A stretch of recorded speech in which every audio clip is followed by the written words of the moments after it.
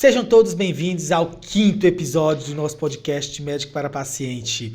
Mais uma vez, obrigado pela participação de todos e todos os comentários que a gente vem acompanhando aqui na nossa hashtag @de médico para paciente. Hoje, comigo, Daniel, sempre. Hoje a gente vai trazer um bate-papo interessante, Daniel. Dor. Dor, a gente sabe que a definição em si, ela reforça que é uma experiência sensorial subjetiva. Ou seja, a minha experiência, a sua experiência, elas são experiências únicas, que merecem um acompanhamento e um tratamento personalizado. Daí a gente reforça. O paciente que tem dor, seja ela dor crônica, dor aguda, ela precisa ser muito bem avaliada e ser proposto um tratamento personalizado. Exato. Existem alguns comentários que falam que a dor é uma das experiências mais democráticas que existem. Então, não tem como você viver sem sentir dor, pelo menos uma vez na vida, né? E aí a gente está aqui hoje nesse episódio para tentar ajudar você a entender o que você pode fazer, o que é bom evitar quando você está tendo uma crise de dor. Exato. E a dor é uma das principais queixas no consultório, seja no consultório a nível ambulatorial, seja na emergência. Exato. Então, é a dor torácica, é a dor abdominal, é a dor de cabeça, a dor lombar. Tem um estudo bem interessante que eu queria trazer para ti, que foi feito e reforça a magnitude desse assunto. E reforça mais uma vez por que a gente está trazendo hoje esse tema para cá. A gente sabe, existe um estudo no Ibope que colocou que de 3 a cada 4 pessoas entrevistadas sofrem de alguma queixa de dor. E essa dor é importante sempre ser buscada e investigada porque ela é causa de absenteísmo no trabalho. A dor pode ser causas de sofrimento, desenvolvimento de ansiedade, depressão. A dor ela pode trazer queixas como alterações do sono, alterações do apetite. Daí, a gente está falando sobre dor e principalmente como o nosso paciente pode tentar entender o quadro dele e procurar uma ajuda, isso é muito importante. Exato. Muitas vezes a gente pensa que é comum sentir dor, sabe? Às vezes eu recebo alguns pacientes que relatam que estão sentindo dor há muito tempo, aí eu chego a perguntar, quanto tempo você está sentindo essa dor na sua barriga? Muitas vezes me surpreende, às vezes são 10 anos, 5 anos. É importante a gente salientar que não é comum sentir dor, né? Você pode sentir dor uma vez ou outra, né? Melhorando um pouco a minha fala, sentir dor é até um mecanismo de defesa, né? É importante a gente sentir dor até para a gente saber os limites do nosso sinalizar, corpo, né? Agora, não é comum você sentir uma dor que atrapalhe no seu dia a dia, que limite os seus afazeres, né? Isso não é comum. Ou então sentir uma dor que você só consegue fazer o que você costumava fazer antes com o uso de medicação. Isso realmente não é normal. Isso é importante porque é fundamental na definição a dor aguda. A dor aguda ela é um sintoma.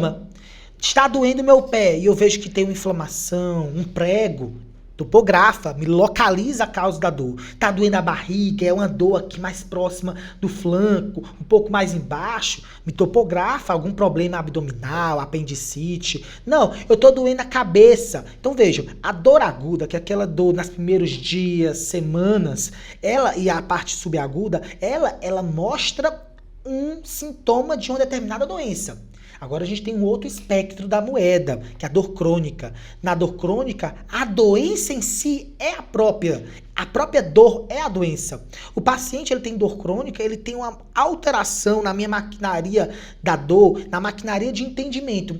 Então, se eu tenho aquele paciente que vem sofrendo dor por vários momentos, ultrapassando 3 meses, por definição, ele tem dor crônica. E a minha atuação nesse sistema de maquinaria do processamento da dor é todo diferente. Eu não vou utilizar anti-inflamatório, analgésicos, um paciente que tem dor crônica, já que o processo em si de inflamação já passou e agora ficou a potencialidade de lesão, sequela neurológica que aconteceu. É importante a gente frisar bem que a dor é comum em todas as idades. Então, desde um bebezinho ali, ele pode estar sentindo dor até o idoso. Muitas vezes a gente pensa que só idoso, as pessoas que têm mais idade, são pessoas que sentem dor, né? Principalmente a questão da dor crônica, né? Saiu um estudo agora em 2021, já relacionado a essa questão do Covid e tudo, que mostrou que a questão de dor crônica em jovens aumentou muito. Eles mostram que a questão de ficar em casa, depois eles avaliaram que que não só ficar em casa, o pessoal, você não está trabalhando, você está ficando em casa, mas a questão é que muitas vezes a questão emocional, psicológica vai influenciar também na questão das dores, né? Os principais locais que os jovens afirmavam sentir mais dor, nesse estudo da UERJ, é nos ombros, no pescoço, e eles afirmavam que após a pandemia, a volta diária dos afazeres deles, essa dor não passou. Então, se eles já sentiam, aumentou, e eles mostram bastante que na população os que mais sentem dor são as mulheres. Eles mostram lá que 85% da população que eles estudaram lá eram mulheres que relataram que as dores pioraram durante a pandemia. E é um dado importante, né, que a gente tem que mostrar que não é só idoso que gosta, que pode ter dor, né? Você que é jovem, se você sente dor todo dia, que te atrapalha, você pode estar tendo um problema, e hoje a gente já considera como uma doença crônica, né? Já considera como uma doença. A dor crônica é uma doença, como 30% diabetes. da população tem dor crônica. 30%. E como você falou, a mulher é sim o principal perfil. É a mulher, é o obeso, é o paciente sedentário, é o paciente idoso. A mulher, em especial, ela tem mais dor crônica. Por quê? Porque no encéfalo existe maior quantidade de receptores. Esses receptores que são responsáveis pela interpretação da dor também são estimulados pelos hormônios sexuais femininos. E como a mulher tem maior quantidade de hormônios sexuais femininos, ela é mais suscetível ao desenvolvimento e à hiperatividade, a uma hiperfunção dessas substâncias, fazem com que ela tenha piores experiências dolorosas. Luiz, agora uma pergunta. Por exemplo, se eu tenho um paciente, ou se alguém que está escutando ou vendo a gente, tem algum familiar que está sentindo dor, só que ele não consegue se expressar. Por exemplo, um idoso ou alguma criança que não conversa direito, no caso tem autismo, uma criança muito jovem, que você acredita que ela está sentindo dor. Como que a gente pode lidar? O que eu posso fazer para tentar aliviar a dor desse paciente, desse meu familiar? Acho que a primeira coisa é a gente identificar realmente alguns parâmetros, alguns sinais que podem auxiliar a saber se realmente ele está sentindo dor ou não. Por exemplo, a criança é aquele choro incontrolável, é aquela criança que tem faces de dor ao rosto, choro persistente. Outro ponto importante é o paciente idoso. O paciente idoso ele fica mais limitado, ele fica mais parado, ele diminui os interesses das atividades de vida diária, ele diminui o desempenho e até mesmo piora a cognição. São sinais de que o paciente está sofrendo dor nesses dois quesitos. E o paciente autista, muitas vezes ele tem piora da agitação, piora do sono. Era um paciente que tinha um sono mais controlado, piorou a qualidade do sono. São quadros que são bem mais difíceis de ser avaliados, mas que a presença de um familiar que conhece, né? A gente sempre fala que a mãe sabe muito do seu filho, o cuidador sabe muito do seu paciente. Então é necessário esse acompanhamento de perto para a gente poder entender e ele trazer na consulta. Porque muitas vezes por exemplo, eu atendo pacientes com Alzheimer e quando eu questiono, a paciente está sentindo dor? Paciente com AVC, por exemplo, está sentindo dor? E muitas vezes eu não consigo avaliar numa consulta. Eu preciso dessa informação durante a consulta trazida pelo familiar ou pelo cuidador. Daí entender, não doutor, quando ela está fazendo fisioterapia, eu percebo que o rostinho dele fica mais fechado. Quando ele está cada vez mais quieto, ele não está querendo mais fazer as atividades de lazer. A gente ia ali pro quintal, saía para o jardim e ele não quer mais. Então, será que quando ele se mobiliza, ele está tendo dor? Então, são parâmetros que são importantes durante essa avaliação. E o que eu posso fazer para melhorar a dor lá em casa, sem usar essa questão de remédio? O que eu posso fazer para deixar o meu familiar mais confortável? Um dos pontos são as compressas. Compressas de água morna, compressas de águas frias, elas são muito bem orientadas. Existe uma recomendação. Quando o paciente tem um processo inflamatório agudo naquele momento, por exemplo, uma pancada, uma lesão, um corte, algo inflamado, compressas de água gelada são as melhores, porque ele diminui a quantidade de inflamação naquele local e melhora a dor. Já aqueles pacientes com dor crônica, aqueles pacientes com dores musculares, aqueles pacientes com dor mais persistente, contratura muscular, por exemplo, que é a principal causa de dor crônica, muitas vezes é a miofacial, por contratura muscular. Nesses pacientes é recomendado compressas de água morna. A água morna, ela alivia, ela relaxa a musculatura, isso traz um conforto mais interessante. Do abdominal, me diz, o que eu poderia fazer? Aquelas crianças com você que tem filho, que é os nossos pacientes que estão escutando já conhecem, quando a criança tem dor abdominal, fica mais restrita, o que pode ser feito? A questão de dor abdominal, normalmente, quando é muito jovem, muito novinho, né, os pediatras até falam para observar tudo. Em último caso, um pediatra vai passar uma medicação mais forte, sem saber o que realmente está acontecendo. Ele vai investigar, será que tem uma gastroenterite, alguma infecção, o que está acontecendo ali. E muitas vezes, os nossos avós, até pais, normalmente faz massagenzinha para ajudar, às vezes é uma cólica, né? Essa questão realmente pode ser. Às vezes faz uma estimulação com as perninhas ali, brinca com o paciente, com o filho, né? Dá uma massagenzinha para ver se elimina os flatos. E aí, se mesmo assim não melhora, e realmente eu acho que tem que procurar um profissional qualificado quando é em criança, essas questões. Agora, em adulto, quando você tem uma dor abdominal que está te atrapalhando, é importante você ver alguns sinais de alarme, que eu gosto de falar. Não é normal a gente sentir dor abdominal e ter febre de jeito nenhum, sabe? Então, alguma coisa está acontecendo. Então, acho que tem que procurar ajuda, com certeza. Não é comum ter dor abdominal e perder peso. Não é comum ter dor abdominal associada a diarreia com sangue ou diarreia com fezes enegrecidas. Não é comum ter dor abdominal e você não conseguir comer, ou então ficar vomitando sem parar. Então, tem alguns sinais de alerta. Então, às vezes, muitas vezes, principalmente homem, né? Que ele gosta, ele está sentindo, está vendo que não está bem e mesmo assim continua. Então, o organismo dele está mostrando que tem algo que está acontecendo. E, às vezes, a gente intervir antes de uma catástrofe, sabe? Às vezes, já é o início de um câncer. Às vezes, pode ser só uma úlcera. E se a pessoa ainda continua, às vezes, não fazendo nada, ou continua na vida dela, não, vai melhorar, usa um chazinho aqui, outra coisa ali, ou se automedica. E às vezes era uma úlcera que só com o tratamento correto ia melhorar, às vezes perfura, já chega na urgência com uma dor abdominal aguda. É importante a própria pessoa perceber, nossa, eu nunca senti essa dor. Acho que conhecer o próprio corpo. Exato, eu acho que se você nunca sentiu uma dor abdominal daquele jeito, uma dor muito forte, que se propagou por um dia, vamos supor, né? Ficou um dia inteiro e ela não melhorou de jeito nenhum. Cara, isso não é normal, né? Eu acho que tem que procurar ajuda. Muitas vezes as pessoas renegam a dor que ela está sentindo e falam, vai passar. Tudo bem, normalmente vai passar. Toda hora o nosso organismo está tendo contração aqui, outra coisa ali, uma coisinha está machucando. Tem que passar. Não é normal, continuar por muito tempo, né? Aí a gente está falando mais de questão de dor aguda agora, na questão abdominal, e às vezes a abordagem inicial é muito importante para prevenir um desfecho ruim, né? Exato. Um ponto importante que você trouxe foi a automedicação. É uma das principais queixas e que faz o paciente ir na farmácia.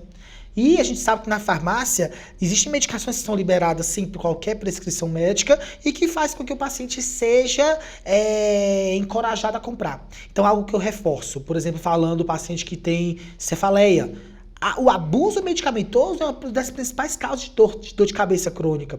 Então, eu tenho a enxaqueca, a cefaleia tensional, eu tenho a cefaleia crônica diária, o tipo secundária ao abuso medicamentoso. Seja medicações com Novalgina, dipirona, seja medicações com anti-inflamatórios, seja medicações com relaxantes musculares, cafeína, ergotamina, são medicações que, encorajados o uso contínuo, pioram o quadro posteriormente, desenvolvendo uma cefaleia crônica diária.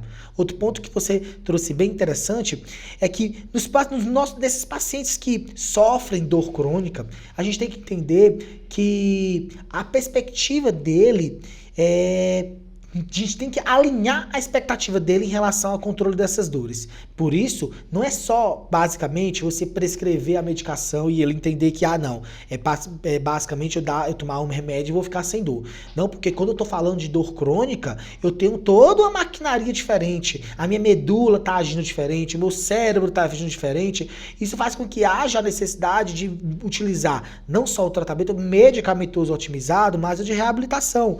Então, eu tô falando aqui de reabilitação psicológica, reabilitação motora, fisioterápica, estou falando de reabilitação com acupuntura, estamos falando de psicoterapia, estamos falando de utilização e recomendações de alimentos que não desencadeiem suas crises. Então, é um pool de conjunto de profissionais, médicos e não médicos, que são fundamentais para o seu controle álgico. Exato. Nessa questão de medicamento, né, na minha área, é muito comum o pessoal usar anti-inflamatório. O anti-inflamatório vai tentar curar uma uma dor de cabeça, uma dor na coluna e gera uma úlcera, um problema gástrico, né? Pode dar falência renal também, que eles alteram a função renal. É muito importante a gente tomar cuidado com os remédios. Não é porque você não precisa de uma receita que você pode abusar, né? Exato. Às vezes as pessoas pensam, é porque é faixa preta e toma cuidado. Muitas vezes o remédio é faixa preta, mas não é tão grave quanto um uso exacerbado de alguns remédios que são liberados, sabe? As pessoas têm medo daquela faixa preta, mas se esquecem que algumas faixas vermelhas são muito perigosas. Exato. Alguns prescrição liberada podem causar problemas Exatamente. sérios. A prescrição liberada não é isenta de efeitos colaterais e de riscos à sua saúde. Anti-inflamatórios, analgésicos em demasia cronificam a dor, aumentam o risco de úlceras, gastrites, esofagites e alterações renais. Então, realmente, ter uma avaliação médica adequada, entender o organismo, perceber que algo novo está se instalando, procurar assistência, sem dúvida, é tão necessária.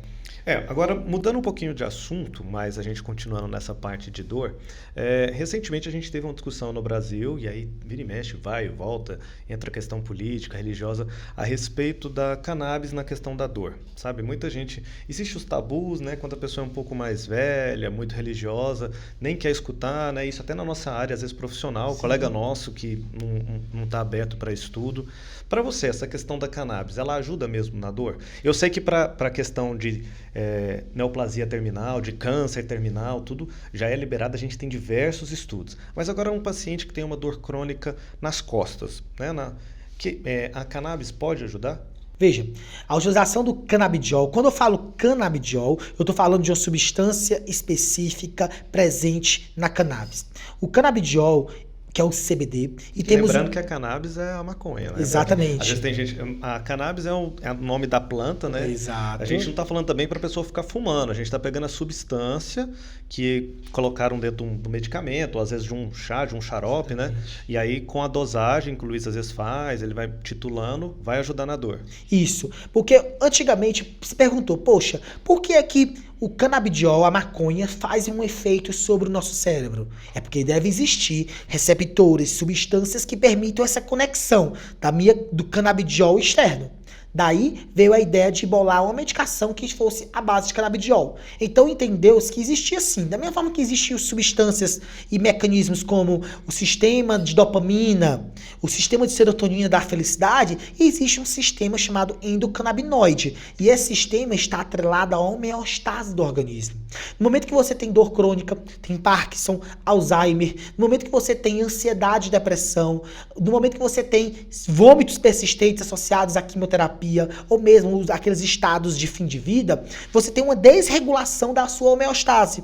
A utilização do canabidiol em óleo, que é o principal e liberado pela Anvisa, ele faz com que eu coloque no organismo o canabidiol e estimule esses receptores que estavam hipoativos, que estavam trabalhando menos.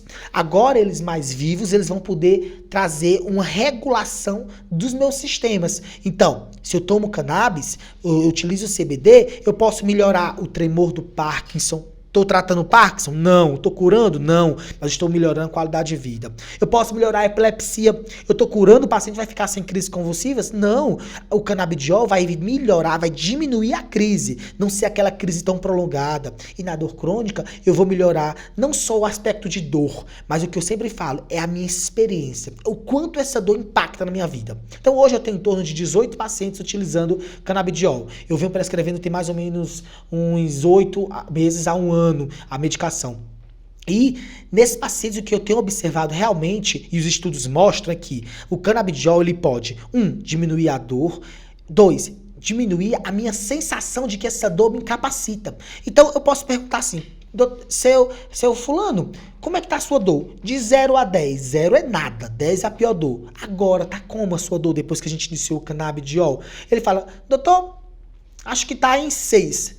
Aí eu pergunto, poxa, na última consulta você me falou que estava em 6 também. Aí ele, mas o que eu percebi, doutor, é que não é que a dor melhorou necessariamente, mas eu percebo que agora eu não me incomodo tanto com ela. Ou seja, a experiência da dor, o quanto ela impacta, começa a melhorar. Então, eu tenho uma dor de 6 em 10, mas agora eu dirijo com maior qualidade, eu já pego meu filho com menos dor, eu já tenho maior ânimo, eu já durmo melhor. Então, veja como o canabidiol, que é sim liberado na Anvisa, tem o canabidiol importado e o canabidiol junto com o THC e o canabidiol isolado que também tem nas próprias farmácias, sob prescrição médica, claro. Esses canabidióis são todos seguros, feito testes e assim, comprovada a sua eficácia. Claro, temos que reforçar que o canabidiol ele é indicado nos pacientes refratários ao tratamento medicamentoso clássico.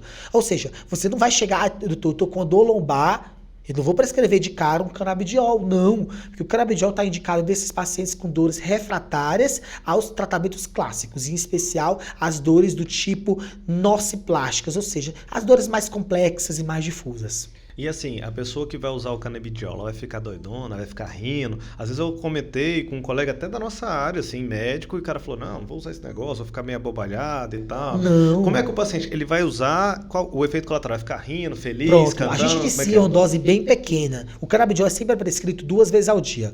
Você coloca uma dose bem pequena. Às vezes é meio ml, 2 vezes ao dia. E as doses vão aumentando progressivamente. Nas primeiras 2 semanas, primeiro você tem que ter uma avaliação do fígado. Então você pede um ultrassom abdominal, muitas vezes. Você pede exames laboratoriais para ver as enzimas do fígado. Tá tudo ok com o fígado? Beleza, inicia o canabidiol. Quando você inicia o canabidiol, nas primeiras 2 semanas, efeitos colaterais como dor de cabeça, náuseas e vômitos podem acontecer. São os principais. Um pouco de epigastralgia, dor no estômago pode acontecer também. Mas o efeito barato do canabidiol, que muitos têm medo, lembre-se, o canabidiol que a gente está falando é o CBD. O CBD não tem efeito psicoativo, ele não atua na maquinaria de comportamento, na parte de agitação, agressividade ou sonolência excessiva, não. O THC, que é uma outra substância do cannabis, ou seja, eu tenho a planta cannabis, tirei o CBD puro, não tem efeito psicoativo.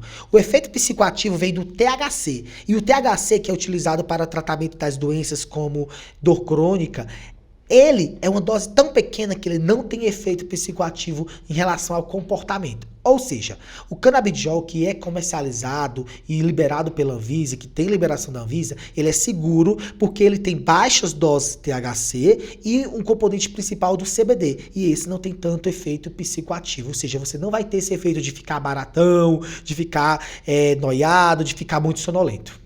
Eu já vi em filmes, assim, o cinema já retratou várias vezes, mas não em uso medicamentoso, né? Eles retratam, às vezes, o paciente mesmo fumando, então, às vezes, quando o paciente está com câncer terminal, fica o acompanhante fumando e jogando a fumaça na cara do paciente lá e tudo.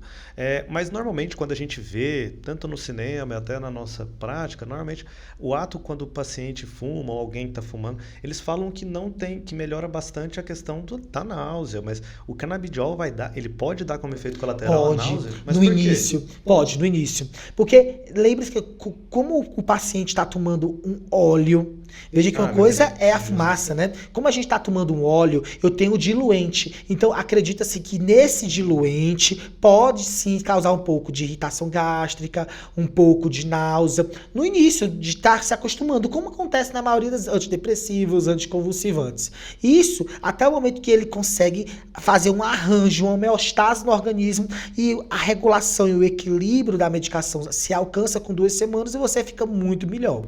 E, por exemplo, outra coisa que já me perguntaram foi assim, vou começar a utilizar o canabidiol, o THC para uma dor crônica, eu vou ficar viciado? Porque tem essa questão, sim, eu vou ficar, vou ficar muito dependente, igual muitas pessoas quando começam a usar a cannabis, apesar dela ser uma droga que não é tão viciante, né? Não estamos fazendo apologia, mas perto das outras ela tem um poder de viciar bem menor, né?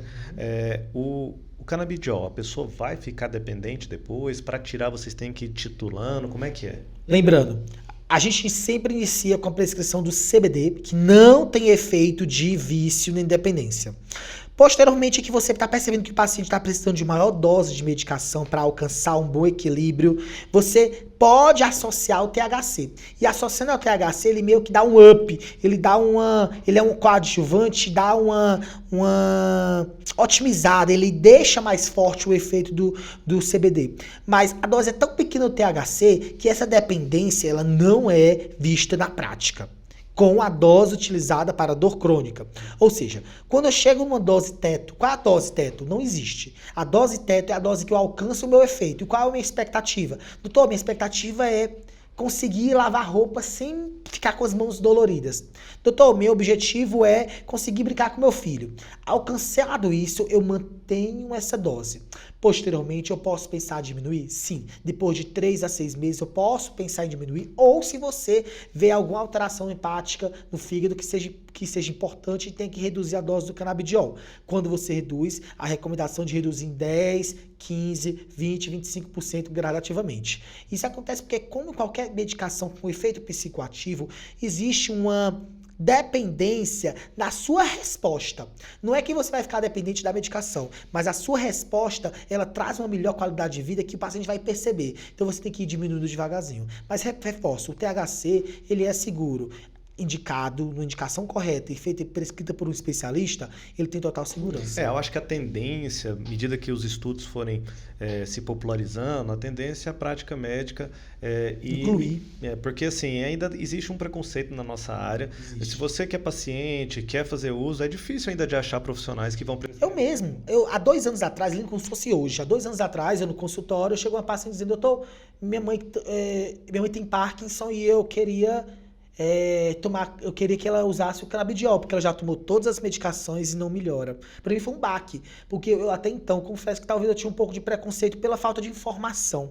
Eu não tinha o conhecimento que eu tenho hoje sobre como prescrever, a segurança e eficácia científica comprovada de alguns casos.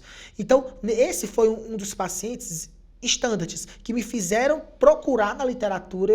Poxa, deixa eu procurar aqui mais. Comecei a pesquisar, a gente começou a fazer publicação científica voltada para a área. E eu comecei a perceber que sim, o canabidiol parece ser um ponto, parece ser uma possibilidade de entrega de qualidade de vida naqueles pacientes que eu não tenho mais nada o que fazer. Então são pacientes em fim de vida, são pacientes com dor crônica, epilepsias devastadoras, pacientes com Parkinson, pacientes com Alzheimer, com alto teor de agressividade. Eu posso melhorar o sono, eu posso melhorar a dor, eu posso melhorar a epilepsia, eu posso trazer qualidade de vida para ele e para o familiar.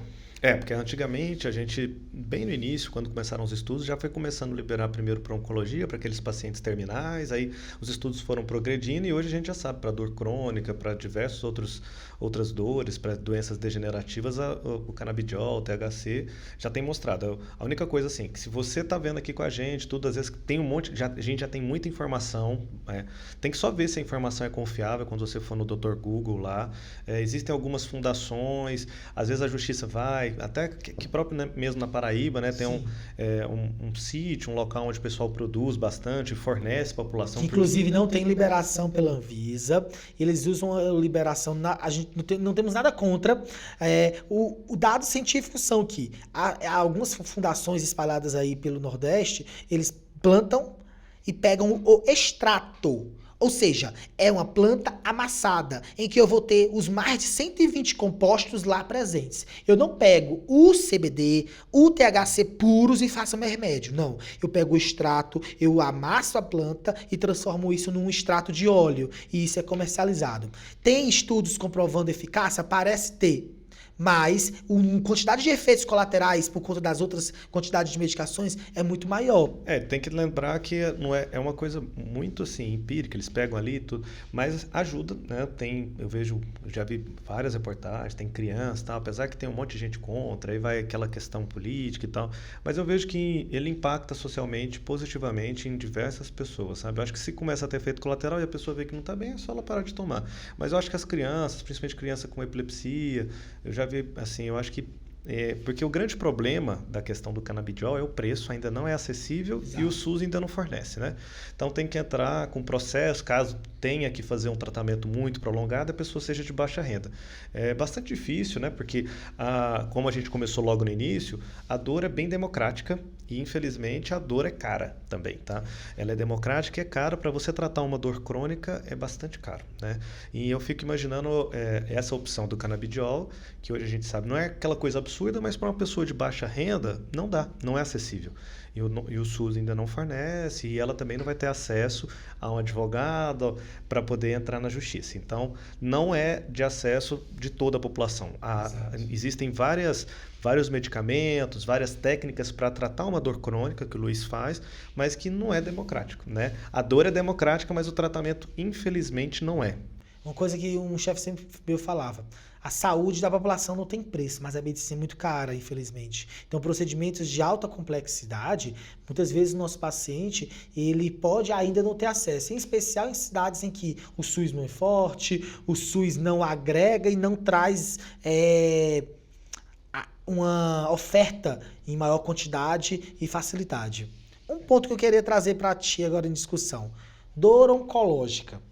A gente tá no mês de setembro, é o mês do câncer de intestino, me confirma? Prevenção do câncer coloretal. Coloretal, certo. E a gente sabe que o câncer coloretal e os cânceres abdominais, de maneira geral, eles podem trazer bastante sofrimento. E no acompanhamento desses pacientes que fazem químio, radioterapia e cirurgia, muitas vezes eles vão enfrentar dor. A dor oncológica, a gente sabe, por definição, é a dor que acompanha um paciente que tem câncer.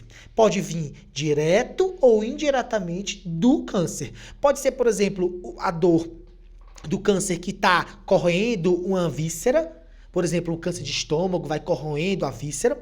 Pode ser por conta da compressão, um tumor de cólon comprimindo estruturas nervosas, como pode ser do próprio tratamento, a quimioterapia, a radioterapia causando. Eu queria que tu comentasse um pouquinho desses cânceres abdominais. Quais são os mais prevalentes e daqueles da tua experiência que tu percebe que o paciente tende a ter uma maior queixa de dor abdominal? Olha, eu no consultório em si não trato. Eu normalmente, quando diagnostico, a gente já encaminha para um especialista, para um oncologista ou para um cirurgião oncológico para fazer a cirurgia. Mas assim, na residência, quando eu acompanhava essas partes aí, o que me chamava bastante atenção é o câncer de pâncreas, que bastante... na hora que ele chega a pegar um determinado plexo nervoso, exatamente, ele chega a não ser eficaz quase que nenhuma medida, sabe? Então, são pacientes que marcam bastante durante a nossa formação, exatamente, né? São pacientes que você meio que... Normalmente, durante a nossa formação, quem cuida do paciente mesmo é o residente, o staff passa da conduta e sai. Quem vai tomar conta de toda a papelada, conversar com os familiares, tudo é o residente que está lá, né? E acaba que a gente vai criando um carinho com os pacientes, com os familiares, vai trocando, eles vão trocando e a gente está lá todo dia, né?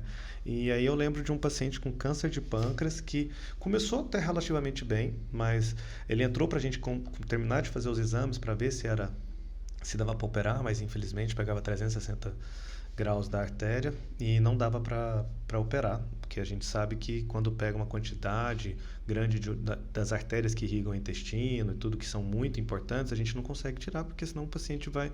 Então, não ia ter muito o que fazer. Então, a gente já tinha diagnosticado. Só que ele começou a evoluir com muita dor e não tinha como dar alta para esse paciente. Então, chamou o pessoal da dor, chamou todo mundo, e aí fez acupuntura, fez tudo, fez até bloqueio, tentaram exatamente, fazer bloqueio lá. E o pessoal da intervenção tentou fazer e, infelizmente, ele foi refratário a tudo. Então, tem algumas patologias, alguns tipos de cânceres, né, igual, que infelizmente, assim, o final da vida é muito triste. Então, às vezes, o paciente, uma opção que o pessoal, quando a gente vai chamar, que tem uma especialidade de crônicos, né, tem uma especialidade médica que são para pacientes crônicos. E aí a gente chamou, porque ele muito provavelmente não ia ter como ter alta e era um paciente crônico, a gente não estava chamando os paliativos a princípio, né?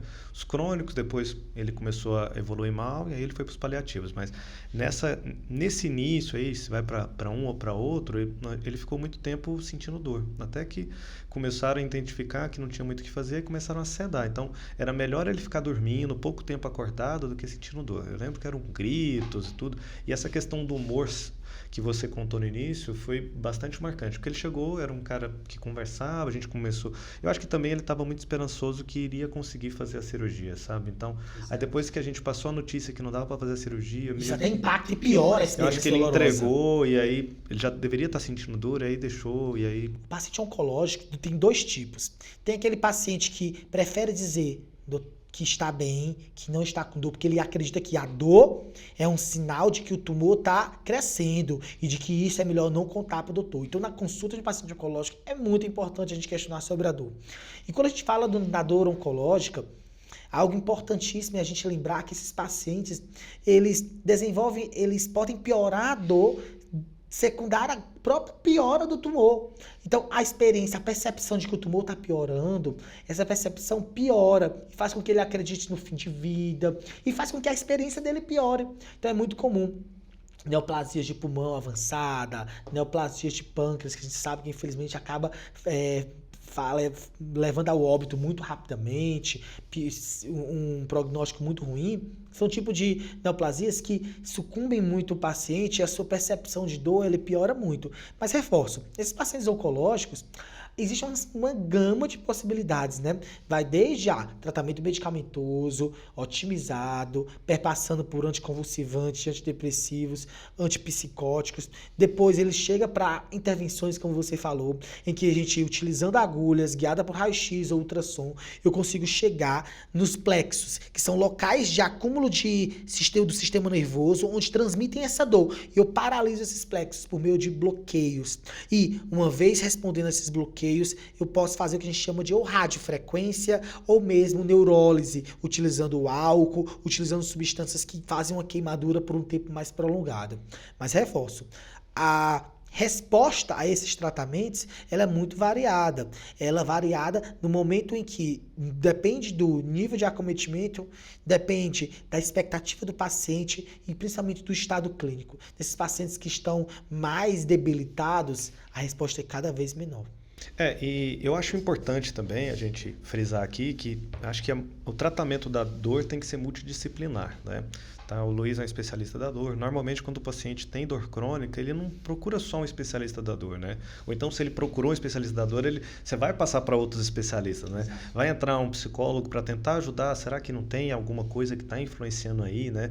Hoje a gente já sabe que na minha área, por exemplo, tem o eixo cérebro-intestino, que a gente sabe que um paciente que tem síndrome do intestino irritável, que não está melhorando de jeito nenhum, alguma coisa tem que tá acontecendo. Às vezes, uma terapia, quando ele começa a entender o funcionamento dele, eu não estou falando hora nenhuma que a síndrome do intestino irritável é porque a paciente tem algum problema neurológico. A gente já sabe que tem um monte de receptores que causam, mas uma vez que o paciente está ansioso, está passando por um momento que ele que está gerando um desconforto emocional, piora muito, né?